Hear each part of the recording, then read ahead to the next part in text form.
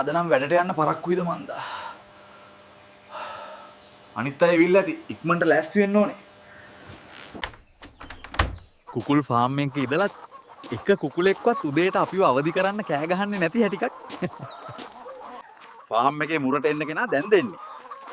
ඈ බස් දෙක තුනක දුරක් එන්න තියෙනවා වගේනේ ඔය ළමයා හැසිරෙන්නේ. හරි හරි මාමේ. අපි දැන් යමුකෝ සත්තුන්ට කෑමයි වතුරයි තියලා එන්න. යමන් එහෙනම් ඉක්මන් කරලා.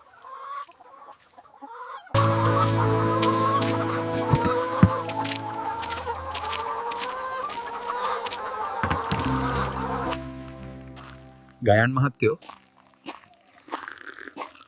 කුකුලෙක් මසට ගන්න කියලා මං ආවේ. චන්ද්‍රපාල මාමේ අපි සත්තු මරණ එක නවත්තලා දැන් මාසයක් විතර වෙනවනේ. මාමට උනේ නම් මරන්න නැතුව සතෙක් අරන් යන්න දෙන්න පුළුවන්. අනේ මහත්තයෝ. සතෙක් මරන්න තරම් මගේ හිත හයිය මදි. මාමලත් ගෙදර යනවා වගේ. ඔව් ඔව් කොල්ලෝ. ඔබ හෙටවත් පරක්කු නොවේ උදේම හැරියා. අද නම් හරිම මහන්සි. රැයට කැම ටිකක් හදාගන්නත් ඕනේ.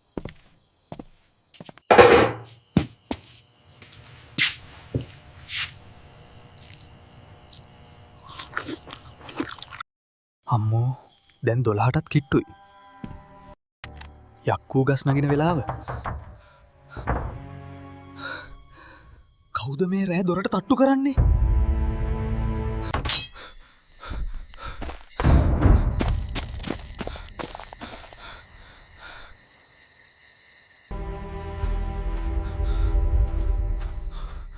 අම්මෝ ඊරි යකා නේද මේ?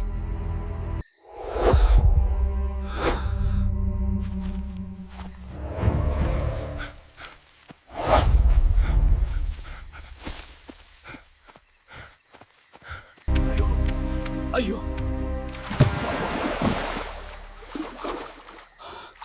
කොහෙද මම මේ ඉන්නේ?